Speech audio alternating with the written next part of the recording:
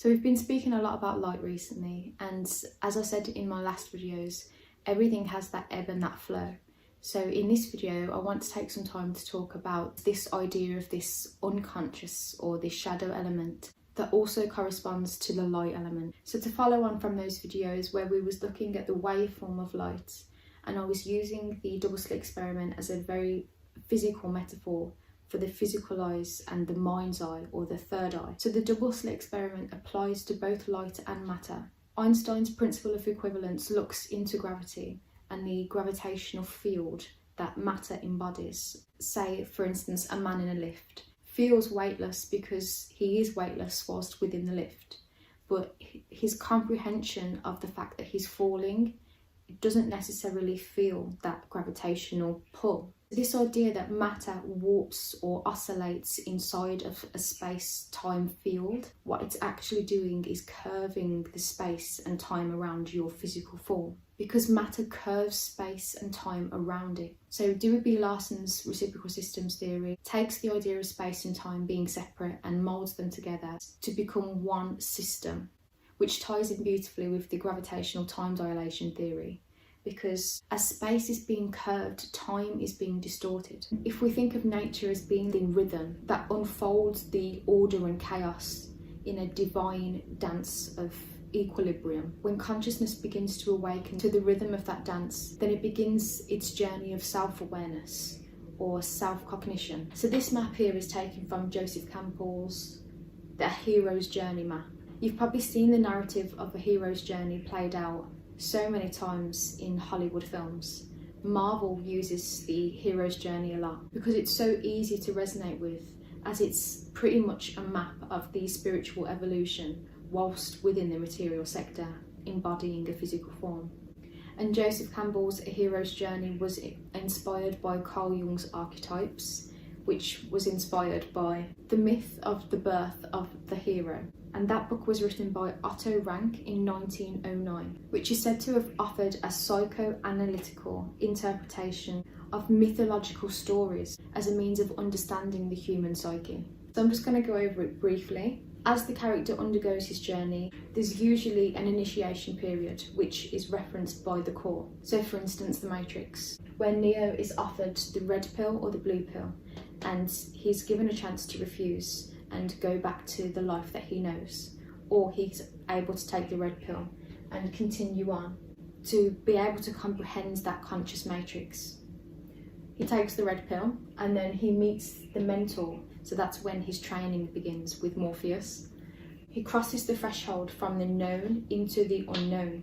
Once they've crossed that threshold, it just means that they're training or learning or relearning or reprogramming.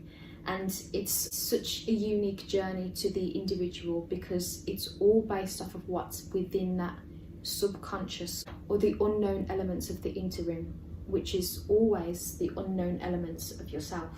When you go beyond the mind, beginning that training process of recognizing what's naturally there beyond the motion of the movement, and it's expanding what your consciousness is conscious of. So naturally you'll experience trials, failures, you'll have extra helpers coming in and out, and then with your perseverance you start to notice the growth and this new skill sets. And then we enter into a phase of revelation, or a waking up point, a turning point, also known as the abyss, death, or rebirth. The death and rebirth isn't the death and rebirth that we're taught in this very Western culture.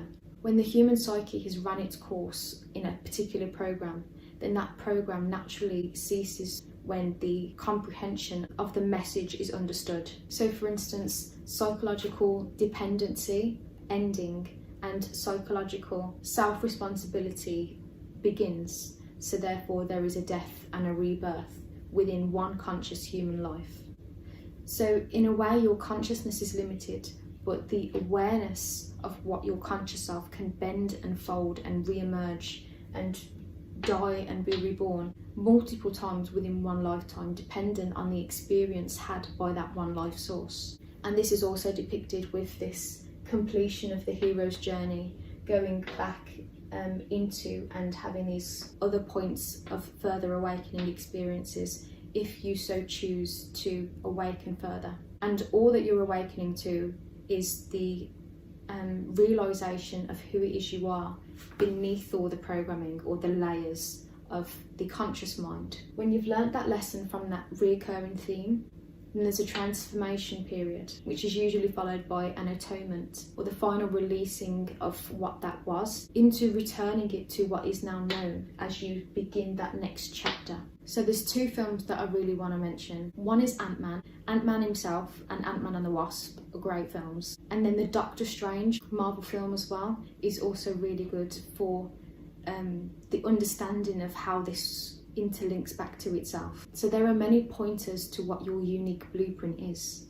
Your unique blueprint is who you are, the authentic self that we each have inside all of us. As above, so below, or the part encodes the whole. So whilst I'm within a physical form, it's very easy to feel like you are separate from the absolute, when in actual fact, you never left. It's the energy of the absolute that was birthed into your physical form. It's the illusions or the maya inside the mind that creates the idea of separation. And it's that returning to what is natural, of that ebb and that flow, that balances you back with nature. So here I have the yin and the yang symbol, representing that light and dark, or the space and matter that makes up your physical form.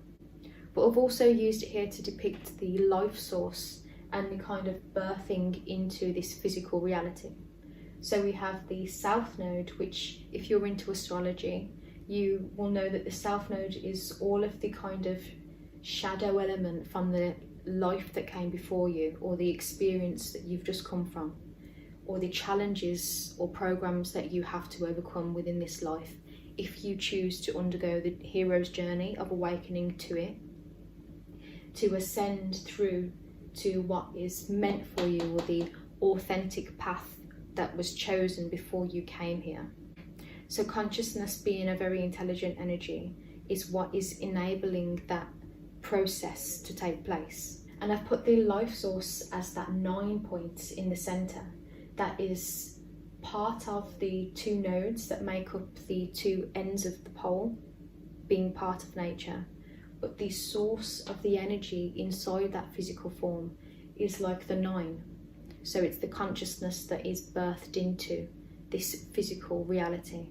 And you can also think of it as the two physical eyes and then the mind's eye in the centre. What the very natural, balanced electrostatic field is meant to be receiving in this material sector for its own evolution. And Joseph Campbell mentioned how fascinating it was that the human body goes from being this kind of almost aquatic or water type creature, whilst it's being held inside a physical form, to be birthed, and then it breathes in oxygen into a new world. And there's a lot that happens to the human psyche during that transcendence or that crossover. There's another type of pointer to what can help you find that blueprint of authenticity, which is called the enneagram. And an enneagram is basically a term for a 9-sided shape. So the first port of call for the kind of where the suppression happens is the kind of shocks to the system that we experience from a very young age. Whilst the human psyche is becoming cognizant to the world around it, and it happens through that electrical system and that very dualistic experience that it's being perceived now, of having that kind of recognition of being a self and there being an other within a proximity that you're aware of for the first time, which can also develop into our response types, whether that be fight, flight, fawn. There's an amazing book that I'll drop down below called Complex PTSD. We taught that only very traumatic experiences are what causes trauma, when in reality there's a lot of natural things that are misunderstood from our infancy that cause a lot of the cognitive dissonances or the kind of trauma in the adult. And this creates a kind of conditioning for behaviour to follow on from that. If we aren't aware of it, or if we aren't made conscious, then it drops into this personal unconscious to later be received when your psyche is ready for that. And then you have the choice to transcend it, or to learn from those patterns, to reprogram, or you have the option to continue on that suffering path And it's the kind of development of the ego that this causes. There's a lot of conditioning that happens that this enneagram can kind of point you to, but no other thing can directly tell you from the external of who you are.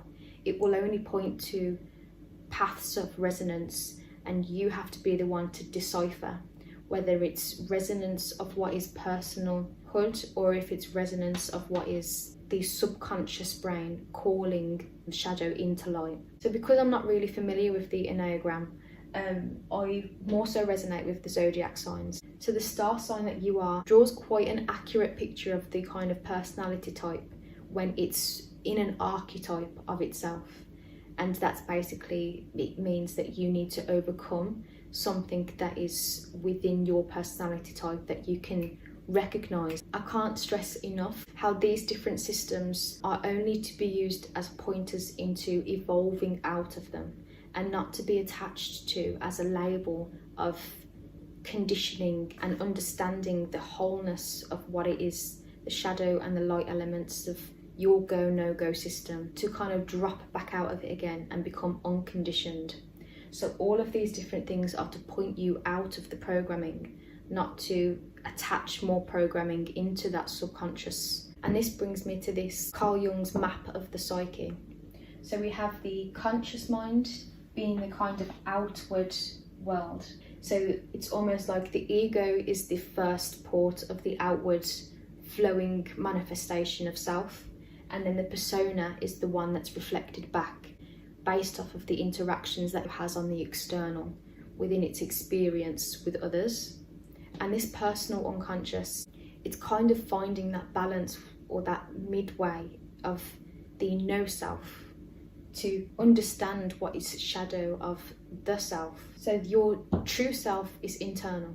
So everything that we experience and interact with on the external is a pointer back into what is the true self, and not the Maya or the illusion.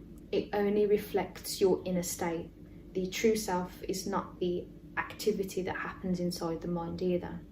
If the mind is programmed to follow thought patterns, then it's been programmed into that system that is recognizing the ego as the self. So when consciousness dips into awareness, or all that is within the collective unconscious, then it's meeting that shadow self. And the shadow self is all of this inner world, this internal world. And this is where you kind of have them revelations and them death and rebirths, by realizing that there is a lot more to your being than the mind creates for you. You, as you know yourself to be, is not the final term of your being.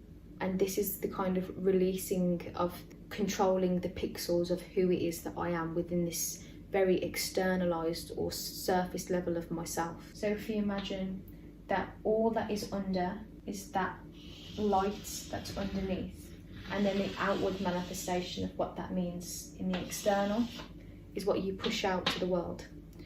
So they ebb and flow like this yin and the yang, and it's a constant deepening of the psyche that is the learning process that is available whilst within this material sector. Those old programs of conditioning are always recognised by the limitations of the mind and then released through that heart centre to teach others, or to point them into the internal knowing that you have learned. And we ebb and flow between each other. And it's a continuous cycle of choosing being by being able to catch yourself when you're mentally in separation, or you're slipping into the kind of programs or the patterns that you're recognizing from your childhood, and consciously choosing not to fall under the spell of the hypnotic nature and that very addictive nature to continuously think. And consciousness can help teach you what is casting light and casting shadow. So comparison is a tool from the mind to understand the difference of expression that is throughout this universe, and that expression showing up as two polarities or two complete opposites of one complete whole system. And what is being deemed as shadow by the mind is a lack of comprehension of how it connects back to the source point. Everything connects. It's just the comprehension of how that connection meets that is your specific journey. And that's the tailor-made kind of energy that this material sector operates within. So one person's shadow, based off of their very unique path or wavelength into the material form, is based off of a specific journey of skills that they need to learn whilst being here. Although we can point to each other's points of resonance and we experience each other's reality for that understanding of that recognition of divine self in divine other, flowing with nature rather than against nature, and utilising the tools that you have and the knowledge that you're learning to ebb and flow within it, rather than feeling the need to rise above it, to separate yourself, either polarising yourself above or below that natural flow of the limitation within the material sector. The awareness of the operation that consciousness is running is what's bringing that inner peace to that electrostatic field of the mind. And just to finalise, it's not about changing, it's about adapting to who it is that you are, by being authentic to that whole vibration of your being and what's being called for in each moment, so that you can flow within the peace of resonance rather than fighting in the resistance. Thank you for watching, and I'll see you soon.